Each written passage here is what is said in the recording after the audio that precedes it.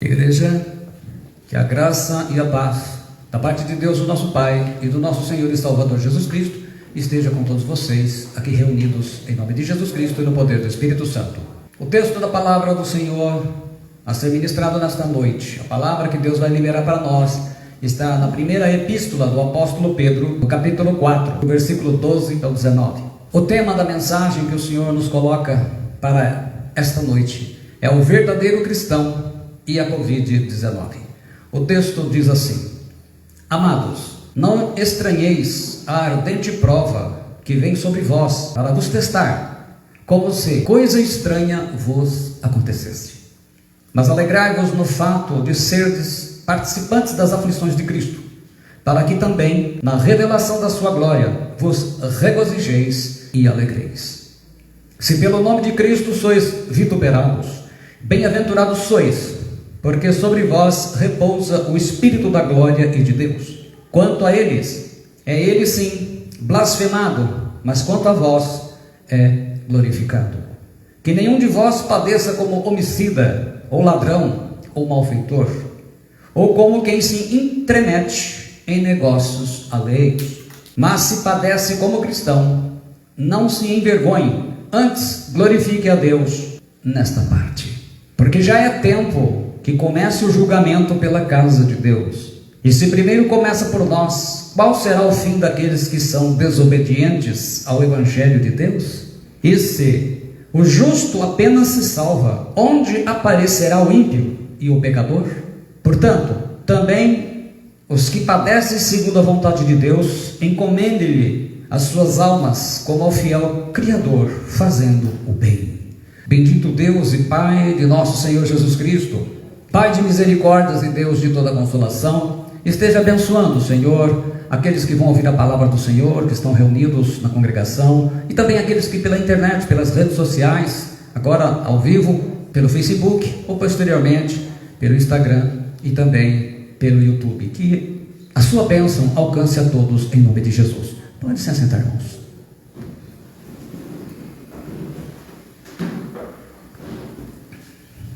Eu agradeço primeiramente a Deus, que a cada semana tem nos enriquecido com sua palavra e permitido que a gente aproveite desse tempo da pandemia e possa estar liberando fundamentos e princípios que norteiam a vida do cristão e nos dão uma direção para que a gente esteja sempre firmes e seguros do caminho que estamos vivendo. E hoje nós vamos falar sobre o verdadeiro cristão e a Covid-19. Inicialmente, vamos aí explicar algumas palavras que aparecem na tradução. Ele fala estranheis, a ardente prova. Estranheis em grego, xenidzo, quer dizer receber como convidado, surpreender ou causar espanto pela estranheza e novidade de algo. Então, para o cristão, passar por prova de provação não deveria ser estranho. Os primeiros cristãos entendiam isso porque era sempre ou era prova de um jeito ou era perseguição de outro. Hoje, com esse evangelho da prosperidade, os cristãos têm se tornado frouxos e estão abrindo mão dos seus fundamentos e dos seus princípios, e já começando desde a adolescência. Ele fala ardente prova, ou fogo ardente, como traduz a atualizada. Ardente prova é a palavra puroses, quer dizer combustão. Combustão é o estado sólido, líquido ou de gás que se consome pelo fogo, como madeira, gasolina, o gás de cozinha. Então, ele considera que a prova que os cristãos passam é uma combustão, para revelar quem suporta o fogo e quem não suporta. E inclusive a palavra significa o fogo refinador. O ouro é derretido a uma temperatura de 1064 graus Celsius. A prata, 962, é com menos. A madeira com 260 graus e o papel com 233. Então o papel suporta menos, depois vai indo, mas o ouro precisa de muito fogo. Ele suporta isso. Que tipo de material tem sido você no sofrimento, especialmente agora nesse tempo de Covid? Você é um ouro que continua firme na rocha, é prata, ou como papel já pegou fogo, já abriu mão dos fundamentos e princípios? Eu não me refiro só a se congregar, eu me refiro a viver como cristão. A palavra tentar, ele diz para vos tentar. A palavra pirasmos em grego, ela significa teste, prova. tentação, né? Sedução ao pecado, tentação de fidelidade sexual no ser humano, ou tentação para abandonar a fé em Jesus. Então, as provas, elas vêm para isso, para testar se a gente abandona ou não a Cristo. O primeiro abandono a Cristo começa com abandonar os fundamentos de cristão. Quer dizer, traduzindo, você começa a viver como ímpio. Você é cristão, mas você fala como ímpio, você age como ímpio, você pensa como ímpio, você sonha como ímpio, tudo é ímpio. Só falta assumir. Vamos dizer assim, é uma espécie de ímpio no armário, usando a terminologia moderna. Participantes. A palavra koinonel, que vem da palavra koinonia, né, traduzida como comunhão, comunidade, é estar em comunhão com, é tornar-se um participante. Entrar em comunhão é ser sócio. Então a gente acaba sendo sócio do Senhor Jesus no sofrimento. Como? As aflições, a palavra prateimá, quer dizer sofrimento, né, dor que causa muito, como se fosse um ferimento, seja ele psicológico, espiritual, físico. Aflição, que é um profundo sofrimento. As aflições que o cristão deve suportar pela mesma causa de Cristo. Cristo sofreu por nós e ele não abriu mão dos princípios. Então o cristão deve saber, todo verdadeiro cristão passa por provas e sofrimentos. Ah, mas está tudo bem, não. Todo verdadeiro cristão vai enfrentar isso, porque ele tem que viver de acordo com aquilo que ele aprendeu. Revelação, aí a famosa palavra apocalipse, quer dizer, revelação pode ser a divulgação de um segredo, mas sempre fala da verdade, a verdade de Deus que é revelada, até então oculta, né? Instrução, manifestação, e também o aparecimento do Senhor, né? Depois ele fala dois verbos interessantes, porque ele fala no versículo 13, regozijei e alegreis. Regozijei traduz o verbo cairo, que quer dizer comemorar, regozijar, brindar, festejar, vibrar. É uma atitude mais interior. Imagine que você está numa mesa comemorando, vamos brindar, vamos celebrar. Então é o regozijai. Aí ele fala alegreis. A palavra agalial quer dizer estar com alegria, saltar de alegria, demonstrar alegria com pulos e saltos, geralmente acompanhado com música, dança. Então, se a gente dissesse alegrais aqui, é como se fosse um torcedor, quando está assistindo o time de futebol, faz o gol, ele grita e pula e festeja, se é campeão mais ainda. Agora ele está falando para os cristãos, quando nós estamos sendo provados porque somos fiéis, é para você fazer festa. Por quê? Por que ele diz isso? Ele fala assim, vituperados, né? Oneidizo, quer dizer maltratados, insultados, injuriados, censurados, jogando na cara os favores recebidos. Está todo mundo falando de você, atacando você, mas você, por você ser fiel. Ele fala assim, bem-aventurados. A palavra bem-aventurados em grego é makarios, quer dizer supremamente abençoado. É o limite máximo de bênção. No português moderno seria uma pessoa de sorte. Oh, mas a pessoa de sorte está passando por prova, tribulação. Fala sério. Significa que você está recebendo a bênção. É o abençoado. Bem-aventurado, a melhor tradução seria abençoado. Quando você diz, a paz do Senhor abençoado. Olha para o teu irmão, pode falar isso. Abençoado, abençoada. Você é um bem-aventurado. Eu estou passando por prova, exatamente. Ele fala, por quê? O Espírito de Deus repousa sobre vocês. O repousa, anapol, quer dizer arrefecer. É uma palavra muito usada em informática. A impressora está quente, aí tem um sistema de arrefecimento. Ela para de imprimir e começa o quê? Esfriar o calor, né? Aquilo que está provocou o seu excesso de aquecimento. Então ele fala que o Espírito Santo, ele vem naquele momento, ele vai permitir que de alguma maneira você recupere o ânimo e você recomponha as suas energias, para você voltar à batalha. Então está passando por isso, ele sabe, ele diz o Espírito da glória, ainda que em glória em grego seja doxa, significando esplendor, brilho, né? Como se você ofuscado, você não consegue olhar para a luz do sol, por exemplo. Ele se refere a Shekinah, que veio posteriormente ser chamada de Shekinah, a presença de Deus, a glória do Senhor quando estava no deserto, guiando o povo. De dia era a nuvem que guiava, à noite era o fogo que alumiava. Ele fala exatamente, o Espírito Santo estará repousando, guiando. Por quê? Porque você está sendo aquecido no fogo da provação, mas você é ouro ou é prata, pedras preciosas. Padecer, a palavra pasco, quer dizer sofrer lamentavelmente, estar numa situação ruim, estar atormentado, estar oprimido pela situação, as pessoas, o meio ambiente, é na escola, é no trabalho, mas você não abre mão do seu o quê? Ele diz, se você padece como cristão, cristão em grego, cristãos, né? É cristianos, que significa cristão, seguidor de Cristo, pequenos cristos, semelhante a Cristo. Inicialmente, isso foi um título que ridicularizava, para não chamar de judeus, porque eram gentios, foram chamados de cristãos. Encomendem esta palavra, vamos encomendar a alma. A palavra paratiteime significa colocar a si mesmo nas mãos de outro, é entregar a guarda da sua alma a alguém. O cristão encomenda a alma a Deus fazendo o quê? Fazendo bem. Então, não dá para encomendar a alma do morto. Por quê? Primeiro, porque você só pode fazer por você mesmo, é uma coisa pessoal, e tem que fazer enquanto está vivo, porque você tem que fazer o bem. Morto já resolveu o assunto dele, tá, acabou, morreu, acabou a sua história aqui nesse mundo. O coronavírus já matou mais de 3 milhões de pessoas no mundo. No Brasil, os mortos já passaram de 335 mil. Já não podem mais encomendar as suas almas. Nós ainda podemos, porque cada um só pode encomendar a sua própria alma. Isso é individual, é como a salvação. E a gente encomenda fazendo o bem, mas para fazer o bem, a gente tem que compreender e entender o propósito, os fundamentos da vida do cristão. Em resumo, o apóstolo Pedro ele ensina que os cristãos não devem estranhar o fogo ardente das provações. O verdadeiro cristão não pode. Segundo, todos os cristãos, sem exceção, como Cristo sofreu, irão passar por provações e sofrimentos.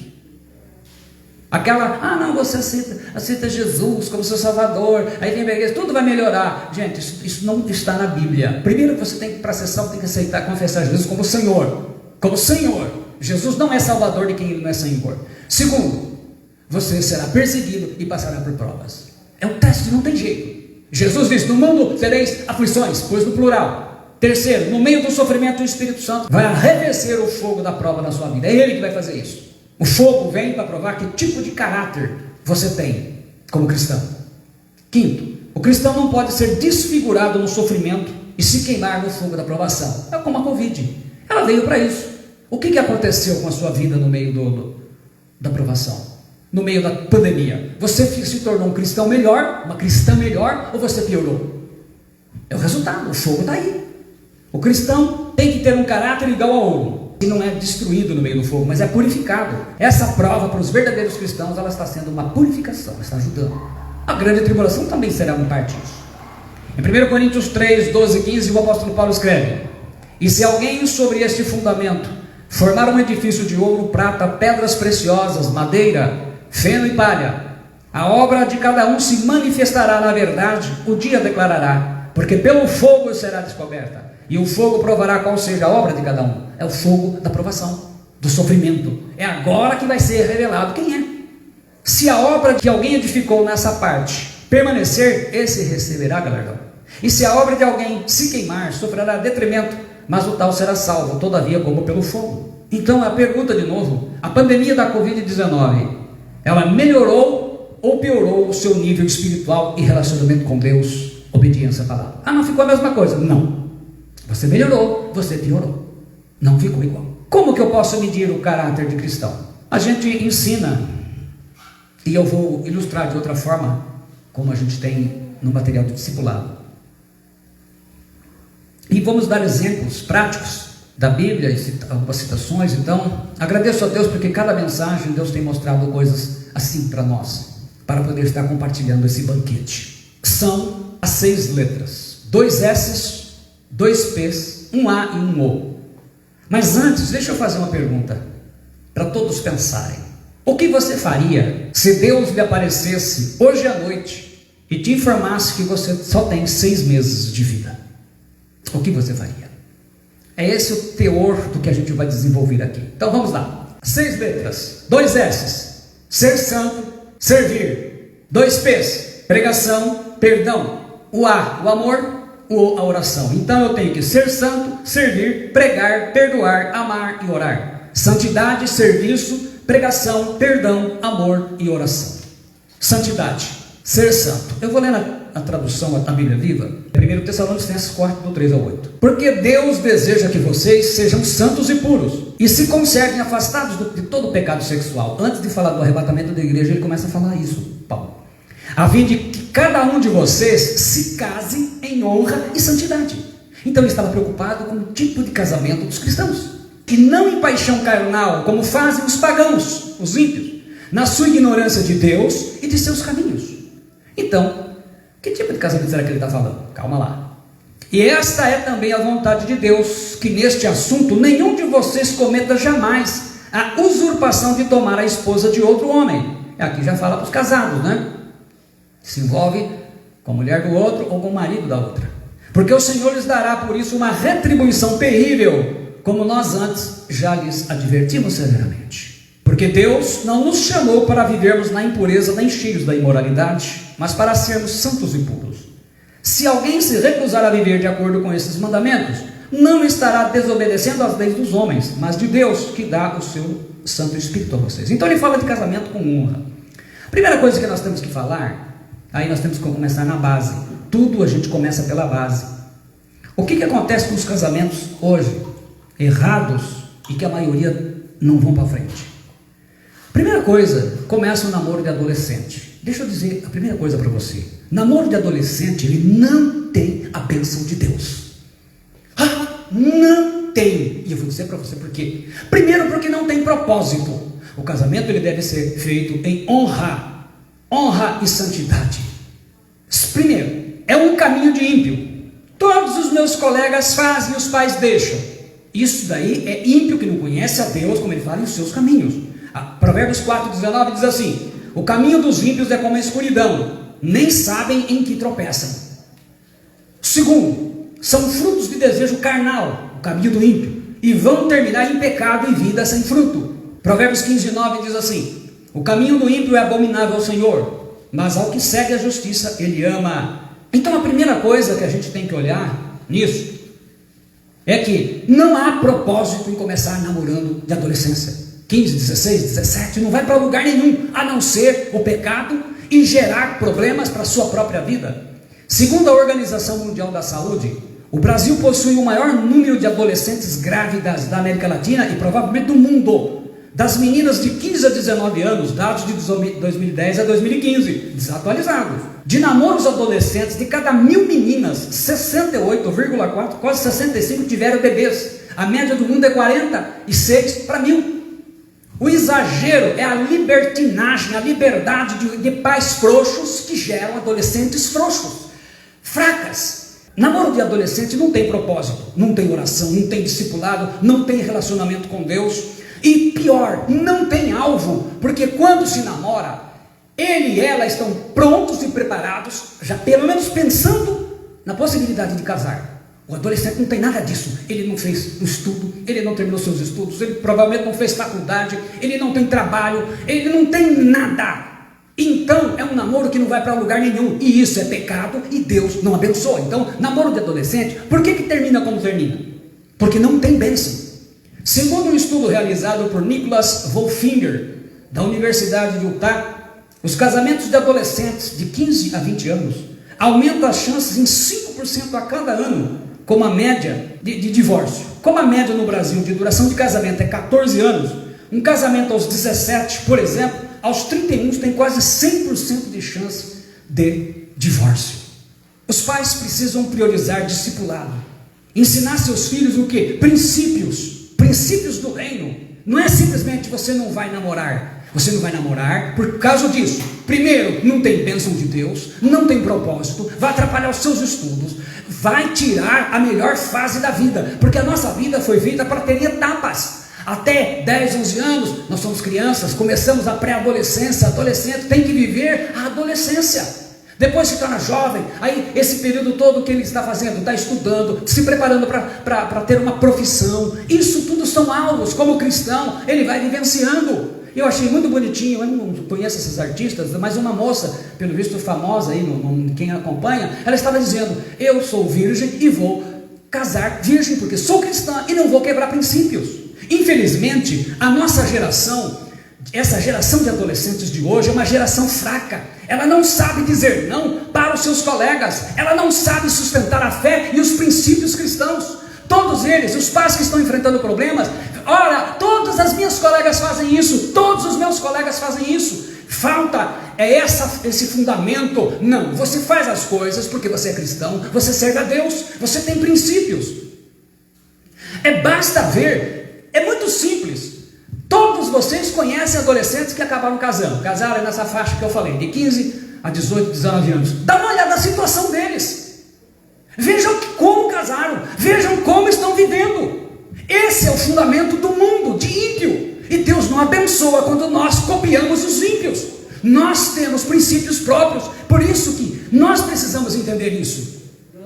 É algo fundamental que as nossas crianças, os nossos adolescentes, a gente não pode ficar esperando apenas a atividade da igreja como congregação. Aí é o discipulado, 2, 3, é fundamental estarmos agindo. Se você não está ensinando, alguém está ensinando. Eu me lembro quando adolescente, eu entrei no jornal de 15 para 16 anos. Portanto, era um adolescente. Trabalhava com prazer, com gosto.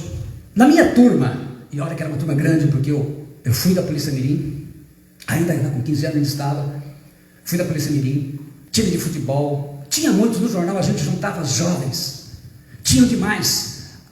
Entre os nossos amigos tinha gay, tinha lésbica, tinha gente, na época não era esse tipo de droga, como hoje é crack, essas coisas que estão aí, era maconha. Eu tinha colegas maconheiros, todos os meus amigos bebiam, e quase todos fumavam. O único da turma que não bebia era eu, e um dos poucos que não fumava. Nunca ninguém mudou a minha cabeça. Eu tinha convicção de que não queria aquilo para mim. Um dia, sempre nós tínhamos o costume do jornal, eles levavam, os amigos levavam som, e estavam ali, levavam coisa para comer, beber. E eu dizia assim: enquanto ninguém desrespeitar ninguém aqui, está tudo bom. Era a época que eu já estava lutando capoeira, kung fu, já estava bem respeitado. E um dia, um amigo nosso, era muito amigo, e a gente gostava muito, porque a gente gostava muito de música do Raul Seixas. E ele já curtia esses rocks, eu não conhecia todos eles ainda, né? E Black Sabbath, Rolling Stones, Beatles, eu ainda não conhecia todo esse povo. Mas o Raul Seixas, sim. Então, como todo fã do Raul, a maioria dos fãs do Raul Seixas, ele também era usuário de maconha. E um belo, caindo da tarde, ele chegou para mim, ele disse: no jornal, como eu escrevi uma coluna de horóscopo, a gente fez vocês imaginaram onde eu estive, onde eu estou hoje, tenho que agradecer muito a Deus. Eu era conhecido como professor Alberto. Ele chamou: professor, que era o título que os astrólogos usavam. Eu cheguei: pois não. E ele chegou com um cigarrinho de maconha para mim assim. Quando ele fez assim, os colegas que estavam do lado viraram o rosto. Meu Deus do céu, o que ele fez? Ele falou: quer provar um cigarrinho de maconha? É que ele era muito meu amigo. Eu falei para ela: como nós somos muito amigos, a primeira vez eu vou avisar. A próxima vez que você me oferecer esse tipo de coisa, eu faço você engolir isso de uma única vez. Ele gaguejava. Eu falei: não precisa ficar apavorado. Você não sabe. Eu nunca bebi, não fumei e não usei droga. E eu vivi no meio de gente que bebia, que fumava e que usava droga. Porque adolescente precisa entender que vocês têm valores, vocês têm princípios cristãos, e não importa. Vocês acham que não riam? Hoje, o problema dos adolescentes despencar nos pecados é porque é BV. Ah, não, mas eu não quero ser BV. BV é boca virgem. Eu era BV. E os colegas ainda brincavam: você vai ser padre? Eu falei: não, porque eu vou conhecer uma esposa, uma mulher, vou me casar com ela e vou ter filhos. E ninguém mudou a minha cabeça. E eu não era cristão de prática, era ímpio. Então nós precisamos formar uma geração de adolescentes capazes de falar não e de suportar. Se estão zombando de você, não importa, você é fiel a Deus. A nossa geração hoje de adolescentes briga em casa, mas lá fora é incapaz de defender os valores cristãos. E é por isso que nós vemos hoje dentro das igrejas, das congregações, o casamento do quê? De adolescentes, porque estão grávidas, porque começaram esse namoro que não tem bênção e terminou em maldição. Então é importante que os pais tenham a responsabilidade de fazer o discipulado em casa. E se nós vemos hoje o número de divórcios dentro da igreja cristã, é praticamente o mesmo dos ímpios, porque os casamentos hoje são iguais a ímpios, e Deus não abençoa. Provérbios 19:14 diz assim: a casa e os bens são herança dos pais. A casa e os bens. Nossa casa vai ficar para os nossos filhos, os bens que tivermos também. Porém, do Senhor vem a esposa prudente. Meninas, vem o marido prudente. A palavra prudente em hebraico, salcal, quer dizer que tem sabedoria e entendimento, inteligente, que sabe fazer e agir com sensatez, com inteligência. A ideia é uma mulher virtuosa, ou um homem virtuoso, se nós estamos falando para elas. Inteligente, capaz de compreender, entender e saber o que fazer e agir em cada situação. Assim foi Sara para Abraão, foi Ruth para Boaz, foi Esther para o rei Assuero, foi Isabel para Zacarias, Maria, mãe de Jesus, para José, e Ló e Eunice para os seus maridos. Então, se vocês querem um casamento abençoado, querem realmente formar uma família, vocês precisam saber que Deus abençoa quando vocês fazem a coisa certa. Segundo, servir. Nós lemos em Romanos 16, 1 a 2.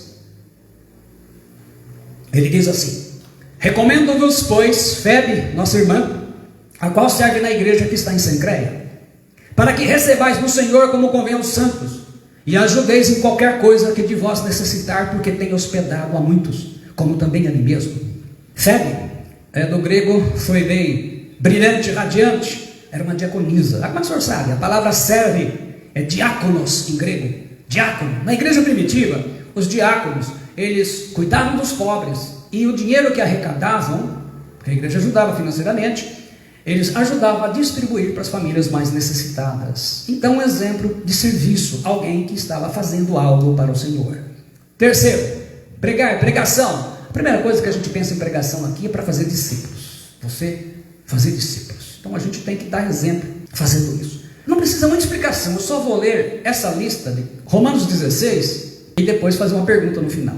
Saudai a Priscila e Áquila, meus cooperadores em Cristo Jesus, os quais pela minha vida expuseram as suas cabeças, o que não só eu lhes agradeço, mas também todas as igrejas dos gentios. Saudai também a igreja que está em sua casa. Saudai ao Epêneto, meu amado, que é as primícias da Acaia em Cristo, os primeiros discípulos convertidos. Saudai a Maria, que trabalhou muito por vós. Essa aqui não é a mãe de Jesus, não, é uma outra Maria, ela de Roma. Saudai a Andrônico e a Júnias, meus parentes e meus companheiros na prisão, foram presos por causa de pregar o Evangelho, os quais se distinguiram entre os apóstolos e que foram antes de mim em Cristo. Saudai a Amplias, meu amado no Senhor. Saudai a Urbano, nosso cooperador em Cristo, e a Estax, meu amado. Saudai a Apeles, aprovado em Cristo. Saudai aos da família de Aristóbulo. Saudai a Herodião, meu parente. Vocês estão percebendo que ele pregava para a família, né? Quantos? Então isso mostra a importância de nós discipularmos os familiares. Saudai aos da família de Narciso, os que estão no Senhor. Saudai a Trifena e Trifosa, as quais trabalham no Senhor. Penso eu que eram irmãs gêmeas. Saudai a amada Pérside, a qual muito trabalhou no Senhor. Saudai a Rufo, eleito no Senhor, a sua mãe e minha. Quer dizer, mãe dele, além de cristã, devia ser aquela crente fervorosa que o ajudou muito. Saudai a Assíncrito, a Flegonte, a Hermes, a Patrobras, a Hermas e aos irmãos que estão com eles. Saudai a Filólogo e a Júlia, a Nereu e a sua irmã, e a Limpas e a todos os santos que com eles estão. Todos os discípulos que faziam das suas vidas e das suas casas centro de treinamento de discípulos. Exemplos práticos. 4. Perdoar. Em Colossenses 3,13, Paulo escreve: suportando-vos uns aos outros e perdoando-vos uns aos outros, se alguém tiver queixa contra outro, assim como Cristo vos perdoou, assim fazei vós também. Nós temos um caso narrado na Escritura que foi necessário a intervenção de Paulo. Ele escreve em Filipenses 4, do 2 ao 3: e agora eu quero suplicar aquelas duas estimadas senhoras, eu estou usando uma Bíblia viva, uma linguagem mais simples, Evódia e Síntique, por favor, por obséquio, com a ajuda do Senhor, não briguem mais, voltem a ser amigas. E peço a você, meu fiel colega, que ajude essas mulheres, pois elas trabalharam lado a lado comigo, contando a boa nova aos outros, e trabalharam também com Clemente e com os outros meus companheiros de trabalho, cujos nomes estão escritos no livro da vida. É uma situação curiosa e interessante de ver que nós tínhamos aqui duas discípulas fervorosas. Elas trabalhavam muito. Na nossa tradução fala assim: rogo a Evódia e rogo a Síntique, que sintam o mesmo no Senhor, mesmo entendimento. E peço-te também a ti, meu verdadeiro companheiro, que ajudes essas mulheres que trabalharam comigo no Evangelho e com Clemente, e com os meus outros cooperadores, cujos nomes estão no livro da vida. Elas eram duas discípulas valorosas, ajudaram muito ao apóstolo Paulo, ao Clemente também. Eram mulheres dinâmicas, de iniciativa, pregavam o Evangelho, faziam discípulos, eram verdadeiras bênçãos. Trabalharam juntas, lado a lado, ajudando o apóstolo Paulo. Quer dizer, ele sabia que podia contar com elas, não tinha medo de serviço. Mas elas tinham uma personalidade forte. E num dado momento, as duas se desentenderam. Falaram palavras agressivas. E daí para frente, mesmo na igreja, porque eles não saíam, né? Não eram crentes de dói, elas não se falavam mais. Não se falaram mais. Então o que ele faz? Ele escreve a carta e fala assim: olha, perdoem uma outra. Voltem a estar unidas, porque vocês duas juntas é que funcionam bem. E aí ele pede para esse companheiro de jugo dele aí, provavelmente um apóstolo, né, que estava lá, e diz: ajude, interceda, faça com que elas voltem a estar juntas, porque elas são duas bênçãos. E aí então, um exemplo dado, e tenho certeza que elas se perdoaram e voltaram a atuar juntas, porque esse exemplo foi narrado na Escritura. Quinto, penúltimo, amor, amar. 1 Coríntios 3, 4, 7 e 13 diz assim: o amor é paciente, é benigno, o amor não arde em ciúmes, não se ufana, não se ensoberbece, não se conduz inconvenientemente, não procura os seus interesses, não se exaspera, não se ressente do mal, não se alegra com a injustiça, mas regozija-se com a verdade. Tudo sofre, tudo crê, tudo espera, tudo suporta. Agora, pois, permanecem a fé, a esperança e o amor, esses três. Porém, o maior destes é o amor. O exemplo mais clássico que a gente pode ver de um amor prático está lá registrado em Atos 9, 36, 42. E havia em Jope uma discípula chamada Tabita, que traduzindo se diz Dorcas. Esta estava cheia de boas obras e esmolas que fazia. E aconteceu naqueles dias que, enfermando ela, morreu. E tendo-a lavado, a depositaram num quarto alto. Ué, deveria enterrar, né? Mas puseram no quarto. E como Lida era perto de Jope, ouvindo os discípulos que Pedro estava ali, lhe mandaram 2 homens, rogando-lhe que não se demorasse em vir ter com eles. E levantando-se Pedro foi com eles, e quando chegou, o levaram ao quarto alto. E todas as viúvas o rodearam, chorando e mostrando as túnicas e roupas que Dorcas fizera quando estava com elas.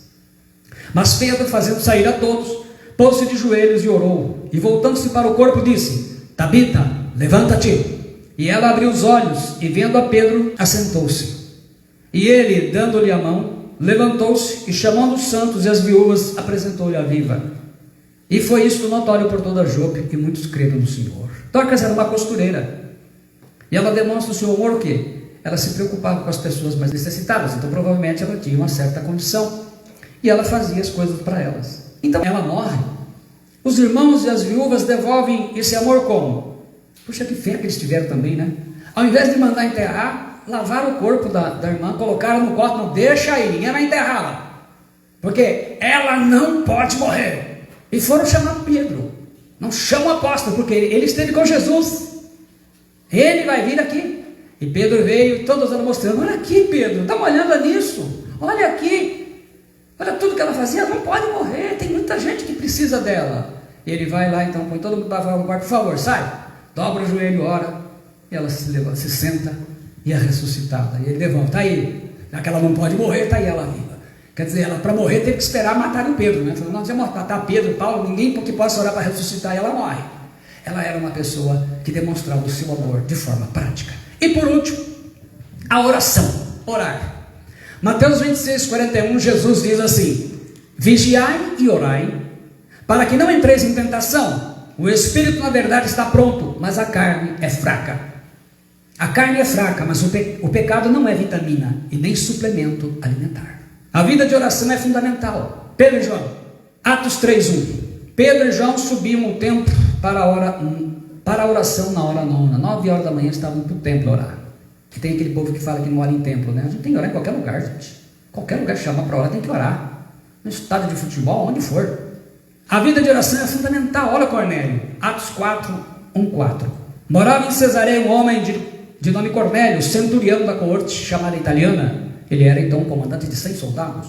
Piedoso e temente a Deus com toda a sua casa, e que fazia muitas esmolas ao povo, e de contínuo orava a Deus. Veja bem, ele orava a Deus, fazia esmolas, só não era salvo. E Deus então vai providenciar a salvação para ele. E esse homem observou claramente durante uma visão, cerca de hora nona do dia, um anjo de Deus que se aproximou dele e lhe disse: Cornélio. Este, fixando nele os olhos e possuído de temor, perguntou-lhe: que é, Senhor?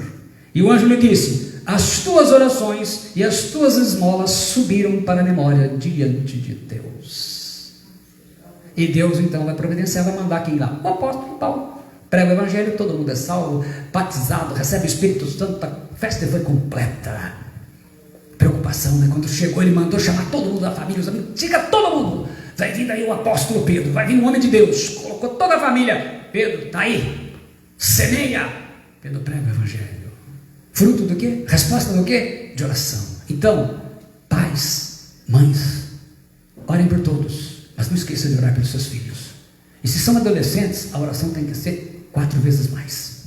A igreja, eu vou ler esse texto em 4 traduções. Gosto tanto dele que resolvi brindar com 4 traduções diferentes. A Almeida Revista Atualizada traduz: Pedro, pois, estava guardado no cárcere, mas havia oração incessante a Deus por parte da igreja a favor dele. Almeida Corrigida Fiel: Pedro, pois, era guardado na prisão, mas a igreja fazia contínua oração por ele a Deus. A King James Atualizada em português: assim Pedro estava detido no cárcere, mas a igreja orava fervorosamente a Deus a favor dele. A Bíblia Viva: porém, durante todo o tempo em que ele estava na prisão, a igreja fazia a Deus uma fervorosa oração pela segurança dele. Conclusão: eu lhe perguntei, e é uma pergunta que serve para mim também, claro, começa comigo, né? O que você faria se Deus lhe aparecesse hoje à noite e te informasse que você só tem 6 meses de vida? A nossa resposta, a sua resposta, a minha, ela tem que estar baseada em 3 fundamentos de reflexão. Jesus diz em Lucas 12:20: mas Deus lhe disse: louco, esta noite te pedirão a tua alma, e o que tens preparado para quem será? Qual o legado que você vai deixar? Para os filhos, para a família e para o céu. Segundo, ajunte riquezas no céu. Lucas 12:21 diz: assim é aquele que para si ajunta tesouros e não é rico para com Deus. Provérbios 13:7 diz: há alguns que se fazem ricos e não têm coisa nenhuma, e outros que se fazem pobres e têm muitas riquezas. O que você tem feito com a sua vida, com o seu tempo, com o seu dinheiro, com o seu esforço, a sua dedicação, os seus dons, os talentos que Deus te deu? Terceiro, a única coisa que você vai levar quando morrer, vou ler aqui em 3 traduções. Apocalipse 14:13.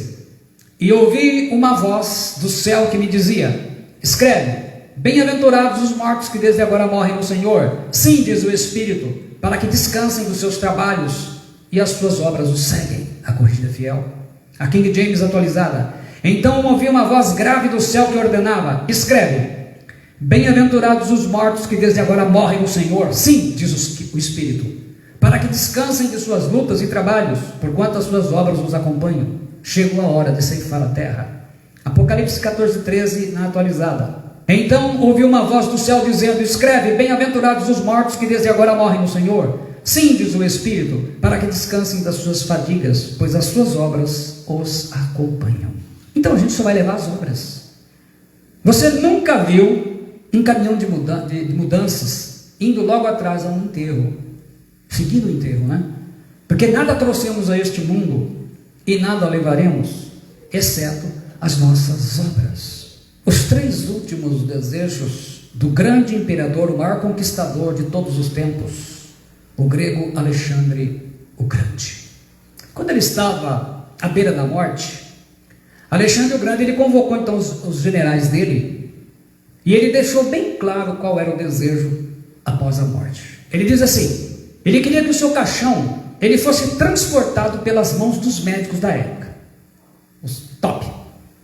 Segundo, ele queria que fosse espalhado no caminho até o túmulo dele todos os tesouros que ele conquistou: prata, ouro e pedras preciosas. Então, ele queria que, não era qualquer um, queria que os militares levassem o caixão dele. Ele queria que fossem os médicos. E ele pediu para que então, de onde fosse sair o cortejo até a sepultura, todo o tesouro dele fosse espalhado. Esquisito, mas...